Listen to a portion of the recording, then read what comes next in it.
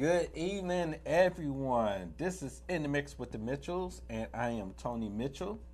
And I am Sanita Mitchell. And we are the perfect family blend, where it's our mission to build, nurture, and keep blended families together. No, gush right there. But we have an awesome show on tonight because this month we're going to talk about trust. And money. Ooh, money. And money. Right. Those two things make the world go around. So. Right. So go ahead. So okay. So welcome to In the Mix with the Mitchells, and so we are so excited today. First, we want to just get all the announcements and things because this topic that we have is very heavy, and so we want to make sure that we don't forget to make our announcements because we have a lot of things going on. So as you guys may know or remember, we have our nonprofit Anaya's Project, which is going to be celebrating 1 year. Woo! Yes. Guys, we are so excited, but we have so much work to do. Yes. We are so excited about all the things that God has allowed us to do through Anaya's Project for the 12 months that we've launched. And so we've done some phenomenal things, and we're going to come together on the 27th of April, which is going to be the day after Anaya's birthday. So we are going to really be celebrating, and we want you to join us. While our cause may be one that is dealing with grief and sadness, this event, however, will not be very sad. We will have a solemn memorial, but after that, it's just going to be on and popping with information and fun and activities for all the participants because we want you to see what we're doing. We're going to unveil some new things some new initiatives that we're going to embark on. And so we need you there so that you can learn about those things and hopefully see how you may help us to achieve those goals through Anaya's Project. So let me give you the details. You can register as soon as my phone act right. You can go to Anaya's Project. Anaya's Project at eventbrite.com. So it's Anaya's Project 1 year celebration.eventbrite.com, or you can do the bit.ly Anaya's Project 1 year celebration.com. And again, the tickets right now are $45. $45. Thank you, Olive Garden, for becoming a lunchtime sponsor for us. Thank you. That was huge. That was huge. So lunch will be provided with Olive Garden. We have a wonderful DJ that's going to be coming. We have raffles. We have massage raffles. Silent auction. We have manicure and pedicure, pampering, silent auction. We have some portrait, picture photography coming. So it's going to be a lot of different things, and we still have room for more sponsors and more people to donate towards the raffles. So if you're interested, again, you can go to Eventbrite, Anaya's Project 1 year anniversary at .eventbrite.com. There's so many dots in the Eventbrite site. And then, or you can always just go to our website, which is anayasproject.org, and you can register there as well. And we also will be having our second support group that's also going to be at anayasproject.org. So anyone that you know that has experienced loss, whether they're male, female, married, single, invite them to come to the support group. The support group is going to be open, and it's going to be where everyone is welcome. We will be doing all kinds of different things to just give people an outlet. We'll be talking. There'll be times when we'll just do certain things, maybe a massage, maybe a hand massage or back massage, or just something where we can come together as a community. So don't think that it's always just going to be talking. We really want to make it so that people have a place where they can come and be uplifted. And the one thing I want to also point out too is you yourself might not have experienced infant loss, or you yourself might not be dealing with fertility issues, but you might know someone who might be going through one of those two different things, or might be experiencing both. So please take the information, go to anayasproject.org and look at the information that we're providing. We have resources. We're getting even more resources as we're collaborating with other nonprofit organizations and other sponsors who are really helping us out to get the word out about pregnancy and infant loss. So please share this information with someone, because you never know. Someone might be silently dealing with these issues, but they haven't come open with it. And it's not until you share the information that sparks something in them to say, I need to be either at this event, or I need to be at that support group, or I just need to provide support because I've dealt with that, and I want to make sure that other people get the same help that I've received. Right. So it's just a good cause to help. Even if you've never experienced it, you can still attend the celebration, right? Just because it's all about helping cause. We help March of Dimes, we help all these big organizations, but help Anaya's project reach their goal, which is the cuddle cots. We at least want to donate 2 cuddle cots. And again, the cuddle cots are, they are cots. They look just like infant cots.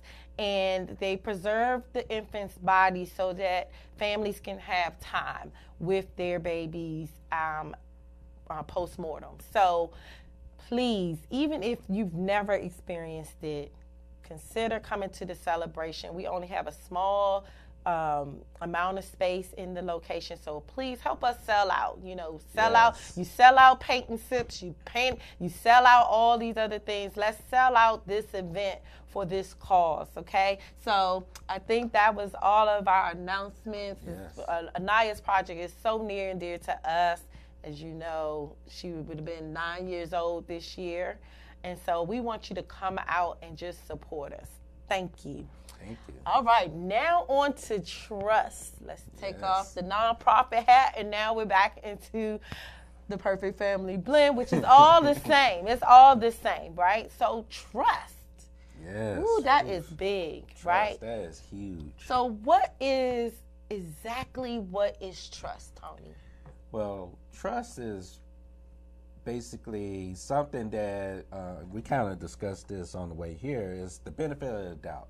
Right. Meaning, I trust, or I have full confidence that Just get my article. in situations, or just in general where our marriage, I fully have the confidence that you won't do anything to jeopardize our marriage, to jeopardize our family, that you won't make any decisions that will be contrary to what we're actually trying to establish. So that to me is trust. I'm fully confident. I know and I believe that you won't do nothing that will just be totally outside of the scope of what we're trying to do. Right. And so trust is like when you are at your most vulnerability, right? Trust is very vulnerable. It puts you in a place where you can't, like, most people will just give over trust, right? We sat down in this chair and we didn't sit here and rock it and make sure that it would be able to hold our weight. We just sat down and expected it to do what it was designed to do, right? When you got in your car, you didn't look under the hood unless you have car problems, right? You didn't go under the hood to make sure that when you put the key in that it was going to spark and that it was going to turn over. You didn't take the hubcap off or your rim to make sure that the brakes was in line. You just trust that when you took it to Midas and you said, or Nissan or Toyota or Mercedes, when you took it there, you believed that they did what they said. So if they said that they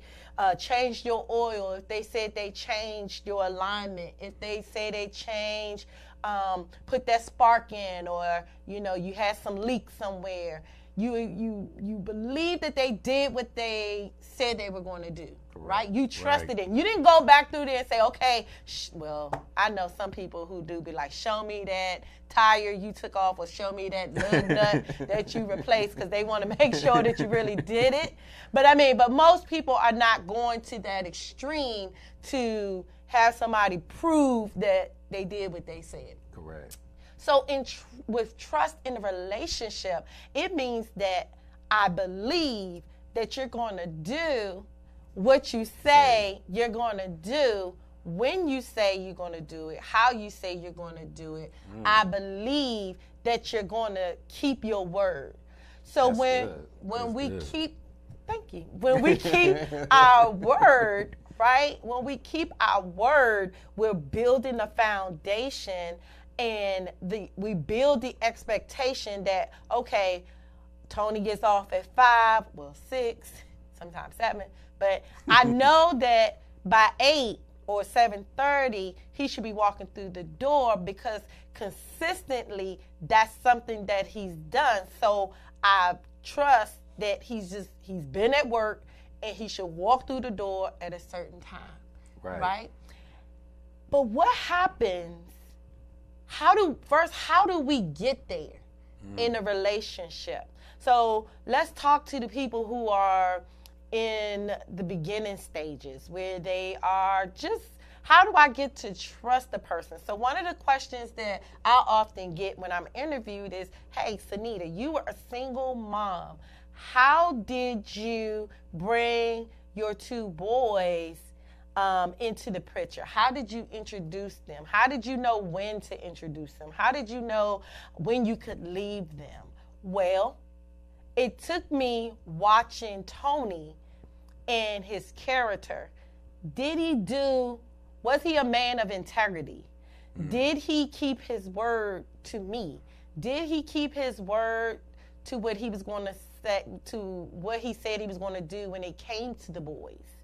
So if he kept his word to me, and then I saw him keep his word on the outwardly, like when we were just doing stuff together with the boys, and I saw you keep your word with them. So when you said, Keith, I'm going to pick you up and I'm going to take you to the store to get your shoes, or take you to the store to get your clothes that you needed, because he was in high school.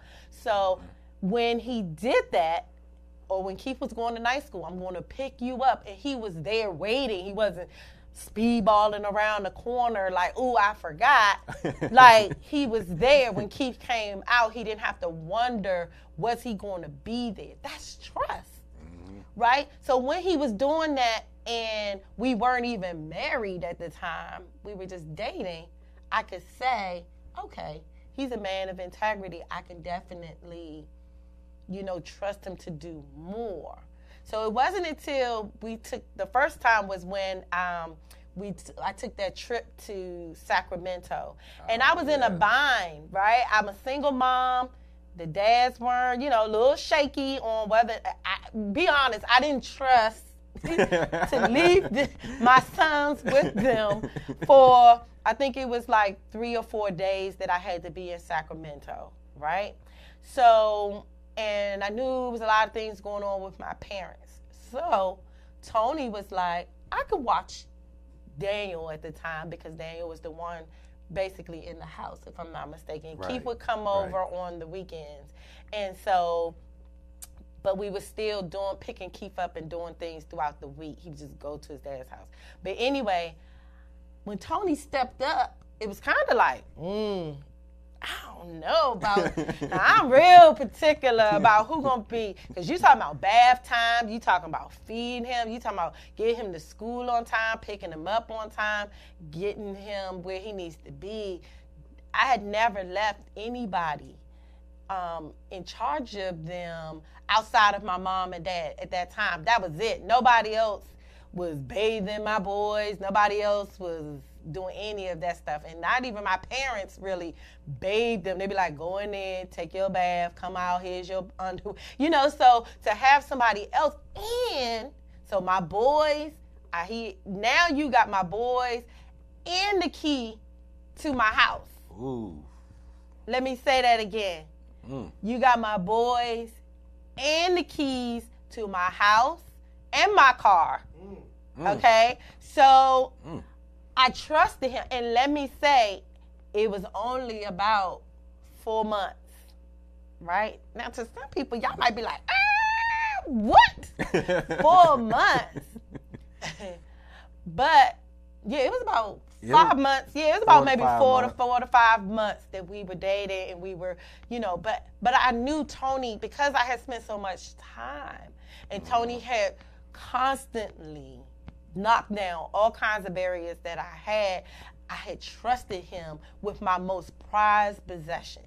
My house, I could replace that. My furniture in there, I could replace that. He decided to wipe everything out.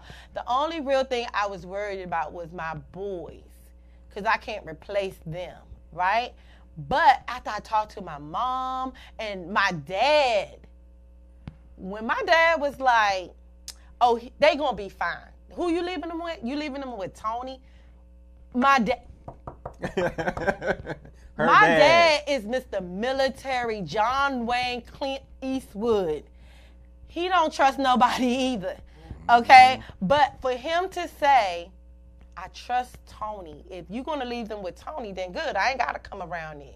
Then my mom was like, I could ride around there just to I'm just going to make sure, because he's a man. I'm going to make sure he clean up and he's going to do, he's going to, help him out, But even she was like, by day 2, she did not feel the need to have to come over there because, again, she felt comfortable that Toney was doing what he had to do. Trust. Man, Toney, how did you feel? Let's stop right there. How did you feel when I first said, I was going to Sacramento, and then I said, yes, I would leave them with you?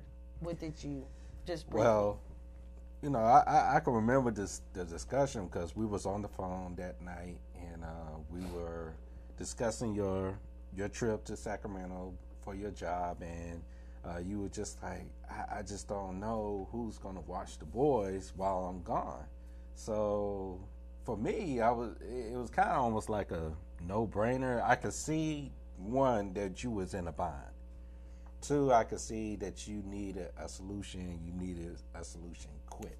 Mm-hmm. So me being the person that, I am, I said, well, hey, I could just come and just watch them. I mean, it's only 2 to 3 days. I mean, yeah, it's like 4 days. Yeah. So I definitely going to make sure they're fed. I'm going to make sure they get the homework done. I'm going to make sure that they get to school on time. I make sure I pick them up on time.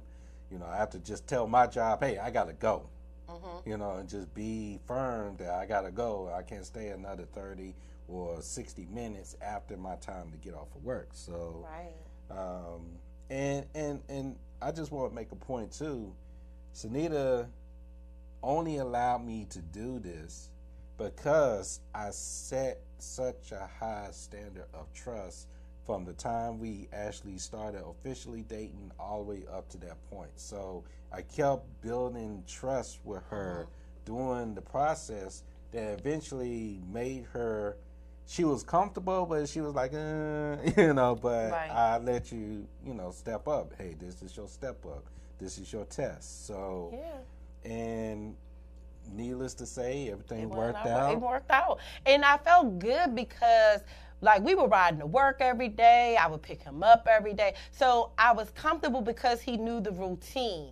And because he knew the routine, because, if I did something different, he would say, oh, we're not doing X today. We don't have to go and stop and pick up Key from such and such, or we don't have to pick up Daniel from such and such. So I knew that he knew he was paying attention. So trust means that you are paying attention, and that person can, there's that picture of a person who just falls back. Oh, yeah. You know what I mean? I could just fall back, and I know that he's going to catch me. And I was falling back because I really needed to do this trip, and I was falling back, and he was letting me know, I got you. And I mean it. I got you. You can fall back and lean on me and know that I'm going to catch you if you're falling. So whatever areas that you're, in need of, I got your back. right? So I found this article, and that's a good segue for this article, and it said it's 5 ways of trust. And one of those ways was trust that you will make each other and your marriage a priority. So with this trip, Toney was saying, even though we weren't married, and I mean, there's been plenty of other trust ones, but this was like the foundation of it. But what Toney was demonstrating was he was showing that we were a priority in his life. And so at that point, we were able, he was really feeling the trust factor, right? So, okay, so maybe that's not your situation. And yeah, you know, you're like, oh, that was 10 years ago. But trust is, are you making your marriage a priority? Does your spouse feel like they're at the top of your list, or are they at the bottom of the list? Are they getting the best of you, or are they getting what's left of you? Right? That's very good, because, again, when you say making your marriage a priority, that means you're being intentional about spending time with your spouse. That means you're being intentional about spending time with your kids. That means you're being intentional about doing all the necessary things. Not because, oh, I got to do it because, you know, they asked me to do it, but you're doing all the things to ensure that your marriage stays intact. Right. Because it's easy to gain trust, but it's a lot of work to maintain that trust, because just as easy as you received it, it could be gone just like that. And we're not even talking about cheating or anything like that. We're talking about, just like Sanita said, the time. Are you really spending time together? Are you being intentional about, you know, not just coming together to discuss the budget, not coming together to discuss a potential problem, but just coming together and just to talk? Right. So trust. So can you lose it? Yeah. You can lose trust based on your actions and your decisions. Can you get it back? Yes. But it's going to take work. Because once you break trust, like the first time I just gave you the trust, right? Like you earned trust. I didn't have a lot of things. You jumped over some barriers, yes.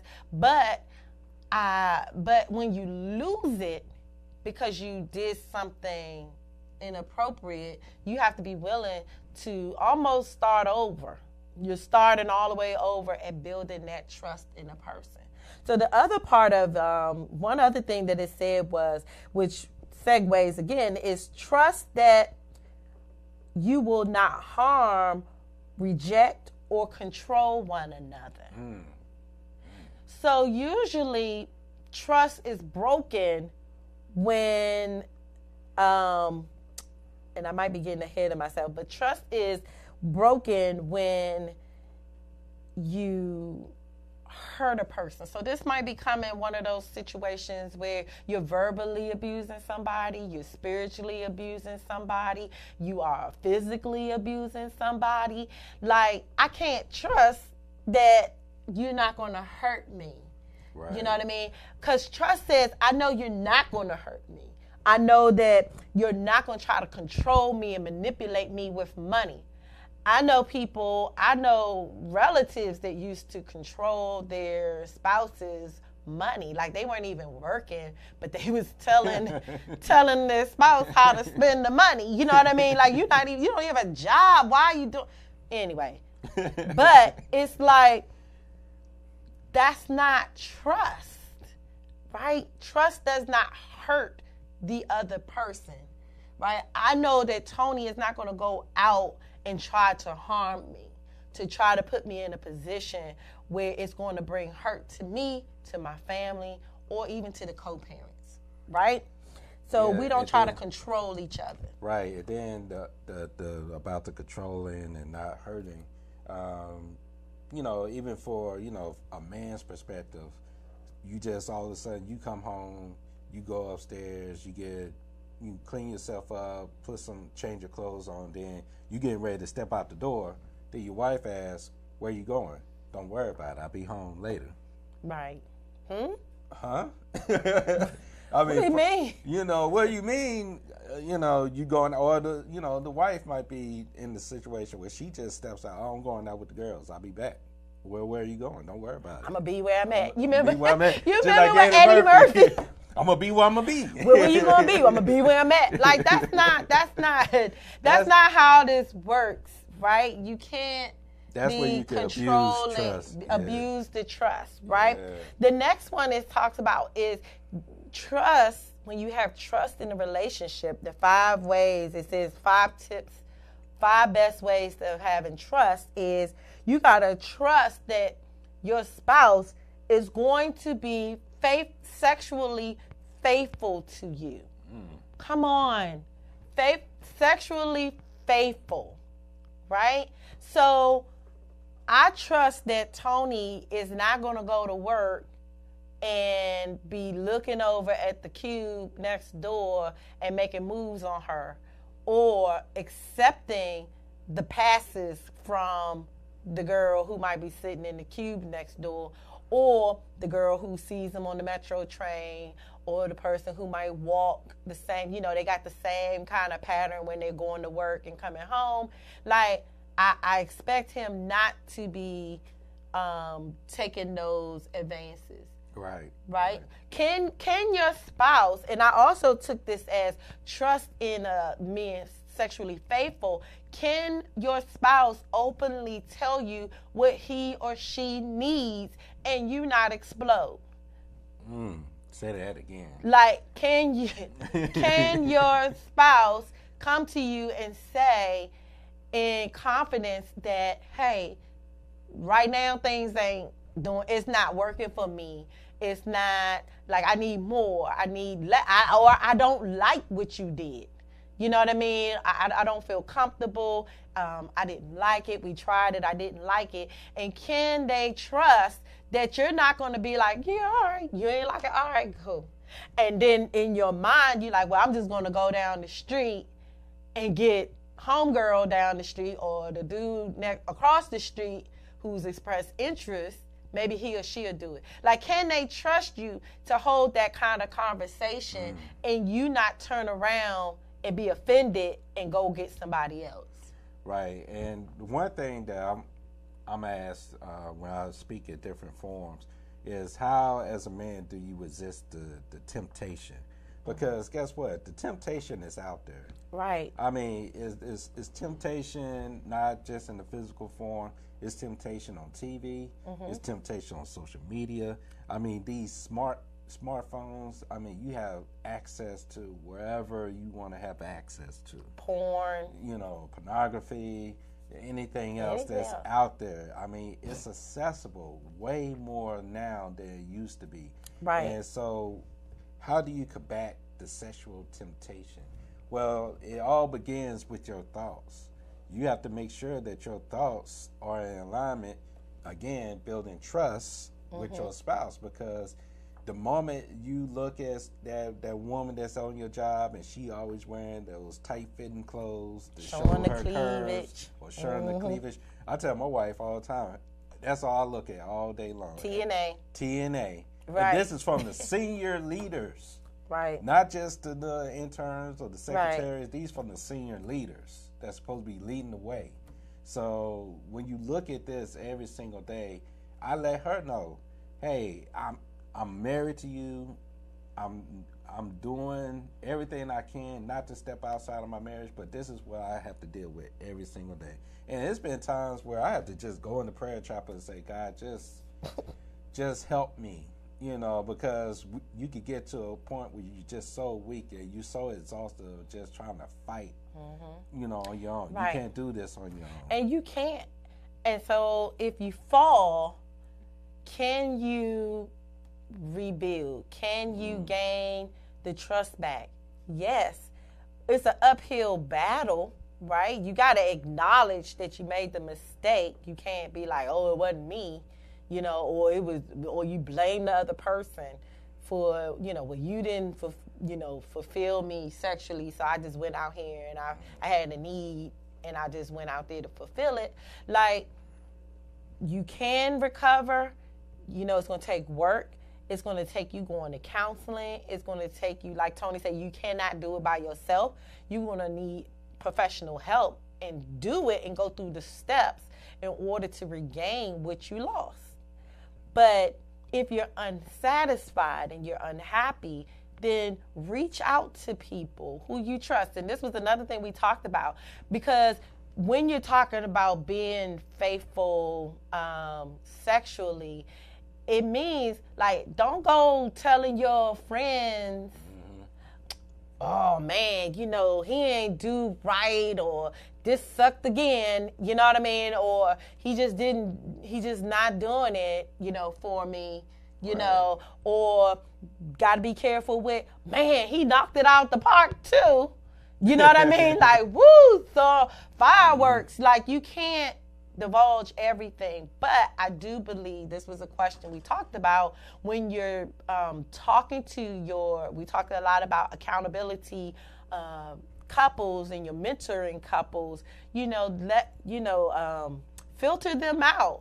You know what I mean? They should be Team Mitchell. Like, for us, they should be so pro Team Mitchell, that they ain't even really thinking about trying to hit on, you know, us, right? So if I go to them and I can be able to be like, well, how do I handle if Toney isn't doing right? Or if Toney goes to our accountability partners and say, you know, I don't know how to tell Sanita that this is just, you know, we need to spice it up. How can I do it without, because sometimes, let's be real, you don't always know what to say when you have to tell somebody that they're not doing something. But you got to have those trustworthy friends, right?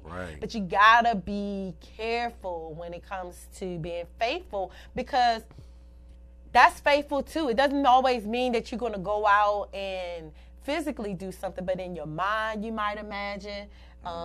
You got to be careful in sharing, because maybe they may see that other person a little differently. You know what I mean? They might be like, dang, I ain't know she was that freaky, or I ain't know he was that freaky. And then in their mind, they're visualizing.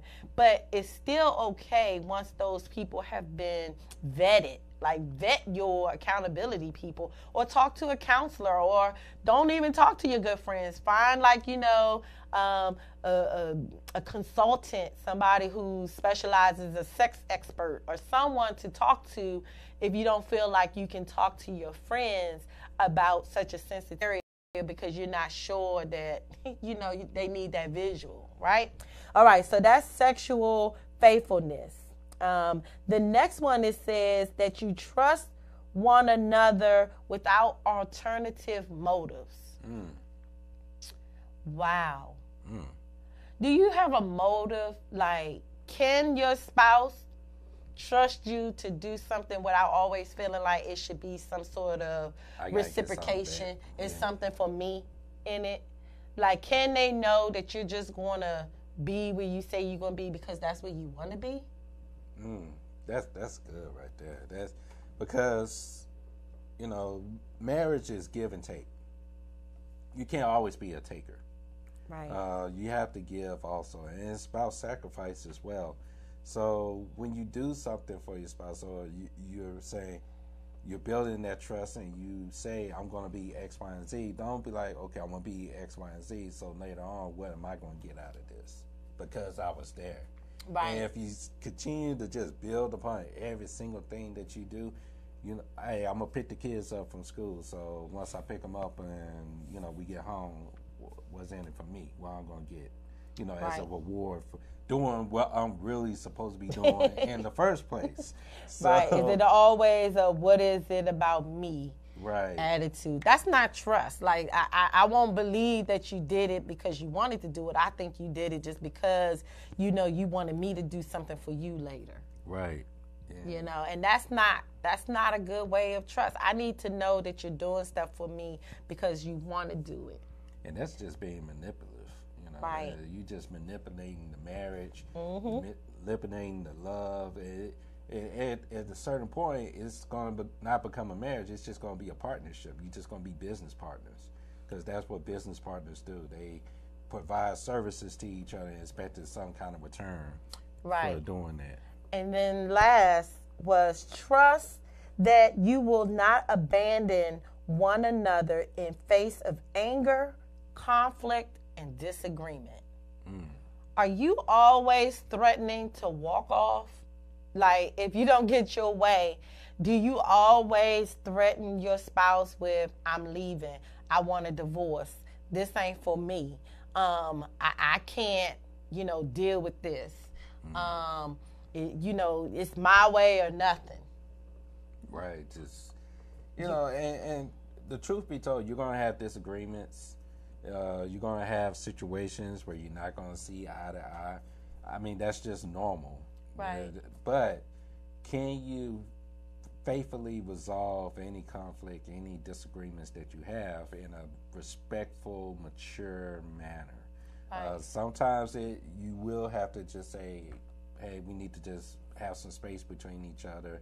That means you might go in one room, she might be in another room, but then you still come back and say, okay, now the cooler heads have prevailed, and let's really get to the root of the issue and try to work it out. Sometimes it takes a couple of days. Yeah, because I was going to say, Toney is very diplomatic, right? Like, he's very cool, calm. It takes a whole lot to get Toney riled up, right? So for some of y'all like, yeah, right. Like, Toney really does not lose his cool. Like, I could be going at him and yelling and fussing, not all the time, but like I could really have a stink attitude. Like, I can really have a stink attitude where I can be very like just try to keep pushing his buttons, where I'm like just keep poking him and poking him and poking him till he finally says something. Like, I'm not always yelling. I don't want to make y'all think that I'm like yelling in the house, but I might we know how to make snide remarks. We know how to say condescending things, right? I've never told Toney like, oh, I'm out of here. Right? It's never gotten to an argument where I'm just like, I don't think this is going to work. But I know that there are plenty of other people who have been in that situation, right? And even outside of our marriages, sometimes are we quick to walk away from friendships? Because if you're quick to walk away from friendships, then you probably are a little quick to walk away from your marriage, or your significant other, because you're not getting your way, just because we don't always know how to do conflict resolution. Right. But if I can have an argument with Toney, I know that so for example, I know a lot of this stuff we dealt with a lot in our beginning years. I mean, again, we're coming up on our 10th year of marriage, but I very well remember one time I pushed Toney's buttons to no end, and I sprayed him with some water, right? Very trivial thing. I sprayed him. He said, don't spray me with no water. And I said, oh, what? Like, we had this huge blow up. I don't even remember what it was about, but it doesn't matter, because at this point I was just antagonizing him, right? And so he's like, better not spray me with that water. And I said, or what? And he was like, just better not do it. Try me. I sprayed him right in the face with water. And at first I was like, I can't believe I just did that. Right? But he didn't. He just put down whatever he had. I think it was a remote or something. He just put the remote down and walked out. Right? He just left. I mean, at first I wasn't sure what he was going to do, because I had a moment, because I've been in situations where men have flown off the handle. So I wasn't quite sure, because I had never pushed him to that point before. So I didn't know exactly what he was going to do. So I picked up my phone and was ready to call my mom or my dad, right? And so it was just kind of like, but trying to be like I wasn't scared, but I didn't think he was going to, like, hit me. I mean, really, I didn't know what he was going to do. You know what I mean? Because, again, I had never pushed him to that point. But even when I pushed him to that point, he just walked away. You know what I mean? He didn't say, I'm not going to marry you. I'm not going to be with you. And, I mean, we've had plenty of good arguments. I mean, there's been times when we haven't talked, and he's never just, and I don't want to make it like I just always do. Always the one pushing his buttons. But Toney can make me mad, and he can do little things too. But we've never gotten to that point where we've actually vocalized, this ain't gonna work. Now, whether or not we've ever thought it or whether we've ever in our quiet time said it, but you got to be careful even with that. In your quiet time, in your journaling, in your just talking out loud, even when the other person's got like, this ain't gonna work. You got to be careful what you spew out into the atmosphere. Because even though you may not directly say it to that person because you've spoken it out of your mouth, then those things can sometimes start to go into process, right? Because you spoke it. Because again, we are believers of God's word. So God says, whatever you speak, you shall have, right? We can, out of our this power of life and death in the power of your tongue, right? Yes. So if you speak it, then that's what you're going to have. So be careful in those moments of rage and anger, because you're going to get angry, and there's some times where you're not going to be all cool, calm, and collected, and you're going to be going at it with each other. But just know that even in those times that your spouse is not really going anywhere. You know what I mean? Like, I can have a heat, drag out, fight, argument. I don't mean physically. I mean word battle. But to know that I can go have this argument with him and know that he's not going to walk off and he's not going to go away. Like, you heard of couples who get in arguments and then the other person go away, like, for 2-3 days. Like, where you been? Where you going? That's like, another fight. Right, that's another fight. Where you been for 3 days? 2 days. I don't care if it's 2 days, 3 days. Overnight, you come back the next day. So again, we talked about this last week about the people who stand at your altar. If you go and you run off for 24 hours, you're just like, man, I got to get out of here. Okay, get out. I mean, you know, like, they should really send you back home. Exactly. You know, if you they're go, your real friends. Like, I mean, unless you really at that brink, at that point where you like feel like you feel unstable, like you feel like she or he has pushed you to the point where you might lash out and maybe, you know, not hit them, but like you just really feel like you out of control. Then yeah, you need to go out, cool down, get with your friends, and that's when it's very important who you run to at those times. Make sure you run into people who will be like, all right, you need to calm down. Yes, that was wrong. That would have teed me off too. But I'm going to need you to calm down, and I'm going to need you to go home, and I'm going to need you to work to get through that. Because trust got to tell me that even if you walk out and you had to calm down, that you're going to come back and we're going to be able to work through it. Right.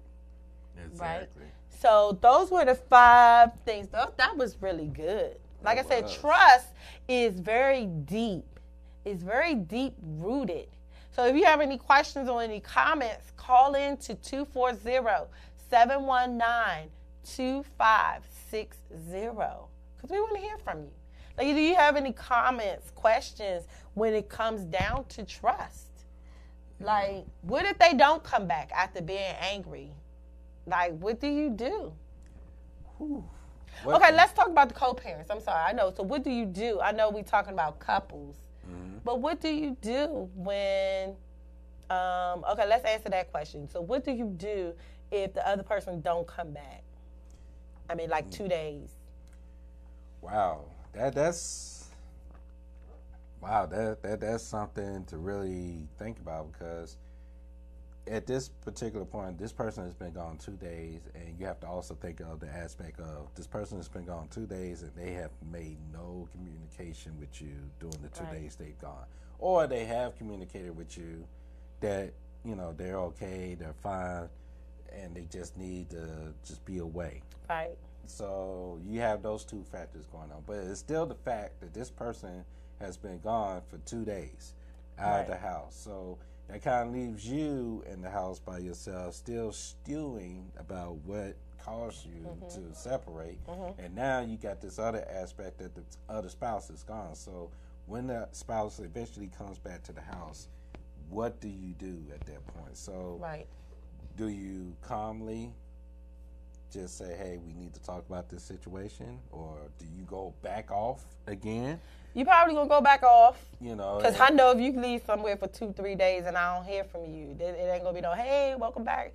Breakfast is on the counter. No, it's going to be where you been, right? Right. And you're going to have to rebuild.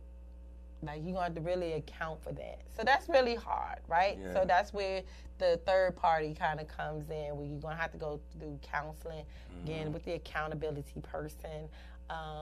And that person is going to have to be accountable for that time.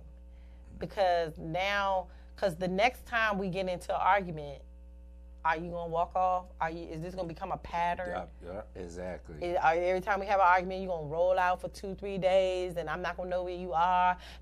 So don't set the precedence of that. So let's talk about real quick about trust with since we were a blended family, trusting that co-parent, right? So how do you trust the co-parent, and can they be trustworthy, right? Yes, you can trust the co-parent. For example, if, and now what do I mean? Like, they may be their children, of course. So, these are their biological kids. So, of course, you're going to trust them. But it's meaning, how do you build trust in that, building the rapport with the co-parent? Right. And I know for me, this has been a journey in itself to kind of trust the co-parents, the co-fathers, so to speak, of our two older sons. I didn't have trust. And to be honest with you, it's still at a point right now where the trust is a little shaky, but it's better than what it used to be. But why is it shaky? It's shaky because, one, again, we talked about it earlier, when you say you're going to do something and you don't do it. Or you say you're going to do something and then all of a sudden at the last minute you make changes. Right. You still eventually do what you say you're going to do, but because you put the other person in a compromised position, right, then that makes a person lose trust. And that's a good point, because a lot of times it's not necessarily the trust that I trust you in regards to my relationship with you.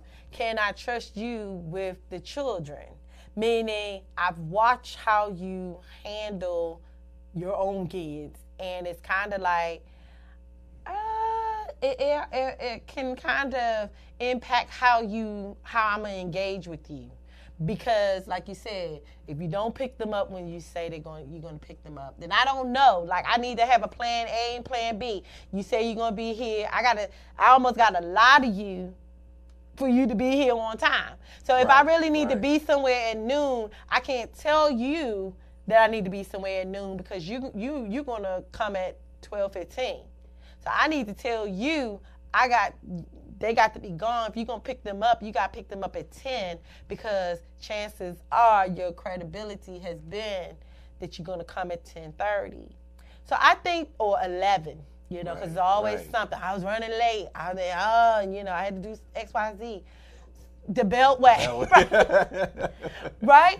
So sometimes it's hard when you're in a marriage and the co-parent may have some issues where they may be good people. They're not causing any real headache between you and your relationship, but their character flaws on can you trust them to do what they say sometimes is flawed. And sometimes you have to just accept that that's flawed. And sometimes you are going to have to talk to them.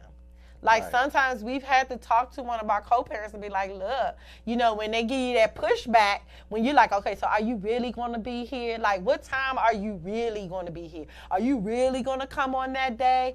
Are you really going to take them to where you say? Like, sometimes they say they're going to take them somewhere, and they may do, but, like, again, it's more about the timing. How do you deal with that? Well, sometimes you just going to have to talk to them and say, are you really going to do that? And when they give you that pushback, like, well, why do you keep asking me that? Or when have I not? I ain't saying you be petty and be like, well, let me tell you that on March 1st, you didn't do this. Right, you scrolling down all the text. Like, that's not good. That's not what we're saying. But sometimes in trust, you got to tell people in love, hey, you've demonstrated some trust issues where we're not quite sure that you're going to be here when you say. So sometimes it's that conflict resolution where we're talking about, hey, we're having a disagreement because you've had this pattern where you aren't showing up when you were supposed to show up. And so sometimes people need to be pulled on the carpet with that. Exactly. And even with children, children, they need to know whether they're 4 and 5, 16, 23, 27, 30. Because sometimes when we've entered into these marriages, we didn't quite blend everybody together. And so you may have older children who things aren't quite right. And you don't know how to approach those older children. Right. And so it's the same thing. You're going to have to be consistent. You're going to have to show them that you don't have, like it says, ulterior motives. You're not just trying to clear your good name with your older children. They got to know that they are a priority. They got to know that you're being sincere. That's how you're going to build the trust with these older children, or grown children, I should say, right? Because now they're older and they got all this pent up anger or issues. And so if you're trying to figure out, well, that's good when they're 4 and 5, you can build that trust up because they're little. But what happens when they're older? Well, it's the same thing. You're just going to have to approach it with I'm going to earn your trust. Right. Exactly. I got to prove my trust. If you let me, right? That's how you got to if you let me show you and prove, I know I made mistakes. Own up to your mistakes. I know I've made mistakes in the past and I didn't do what I was supposed to do. But if you give me an opportunity to show you that I don't have alternative motives, I'm not trying to make up for the past. I'm starting with right here. I'm really just trying to get this relationship with you. Give me that opportunity and to prove and earn it. And then you got to be consistent. You got to be, faithful that you're going to keep your word. Because everything is going to be built on, are you keeping your word? Right, and I think that's a good point too, because especially what you saying, the father aspect, going to the child when they're grown, because I experienced that myself.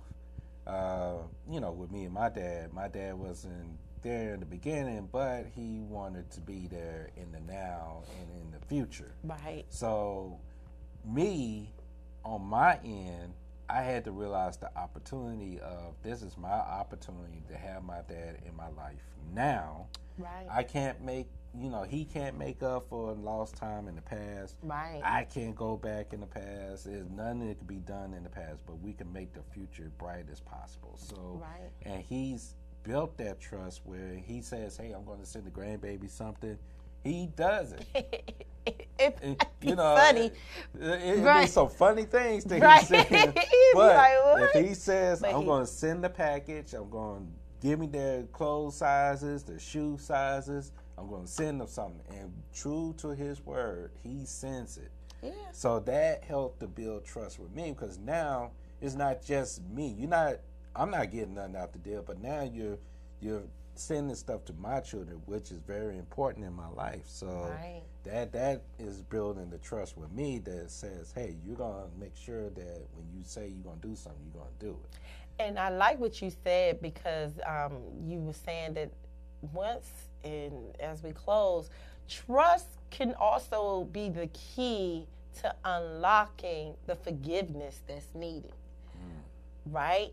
So once you have the trust, and like in Toney's situation, and I know it was very trying for him based on his history, but the constant showing up, the constantly doing what his dad said he was going to do was the thing that kind of started to chip away at some of the wall that Toney had built when it came to his dad, right?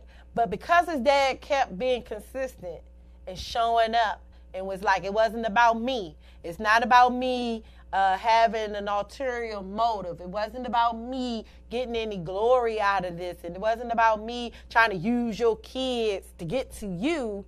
It was just out of me trying to build a relationship with my grandchildren so that they would know who I am.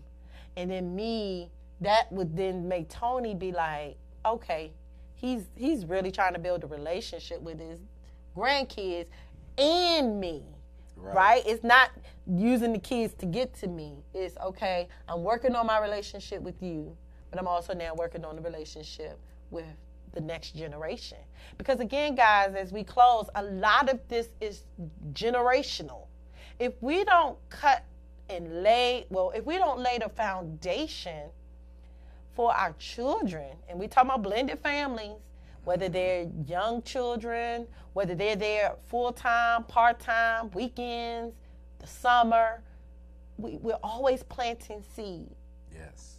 And so what seed are you planting when it comes to trust? Because whatever type of seed you plant is what's going to grow. Right? And so if you plant dishonesty and untrustworthiness, that's what's going to grow.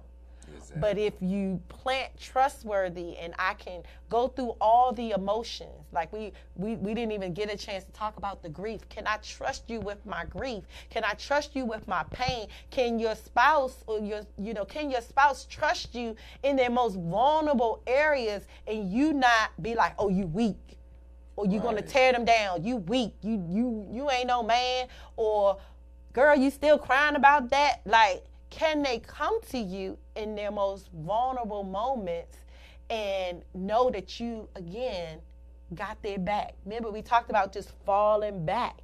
Can your spouse fall back and know that you're going to catch them, or are you going to let them hit the floor? Right. And you're there to catch them, but you just choose not to. Right. And money factors, right? We didn't even get to that either, the money factor. If your spouse makes a mistake, are you going to hover that over? Or are you going to allow them to make the mistake and you catch them? And not, you made a mistake, it's all your fault we're in this situation, right? Because they already feel down. So can they trust you in their most vulnerable state? To pick them back up. To pick them back up and support them. Because if I'm at my lowest and you got my back, then I know that when I'm on the mountaintop, you definitely going to ride with me, right? But I need to know, are you going to be with me in the valley, right? In my low areas. Right. Can you be with me and not bash me so that when I rise up, it's not fake? Right. Right? Exactly. So that is our time, ladies and gentlemen. It is so much to trust, and so much to trust and money. And we're going to talk about money next week. Our special guest is going to be Veronica Burnett. She's going to come here and she's going to talk to us. And we're going to have a good discussion about our money. Because do you know that money is one of the root causes for all marriages to fail? Yes. If that money ain't right and you making a bunch of mistakes, you might be on your way to divorce court, because it's very hard to bounce back when you're having money issues. And so join us next week. Next week for In the Mix with the Mitchells. And this has been the Trust Factor. And yes. So if you need anybody, if you need a couple to come and talk about trust at your church, at your organization, go to the perfectfamilyblend.com and look us up and book us, because we got some activities and strategies that we can give to your audience. So I'm Sanita Mitchell. And I'm Toney Mitchell. And we are in the mix with the Mitchells, the Perfect Family Blend. You can catch us here every Thursday from 9:15 to 10:15. We'll see you next week. Thanks for joining us. God bless. Take care, everyone.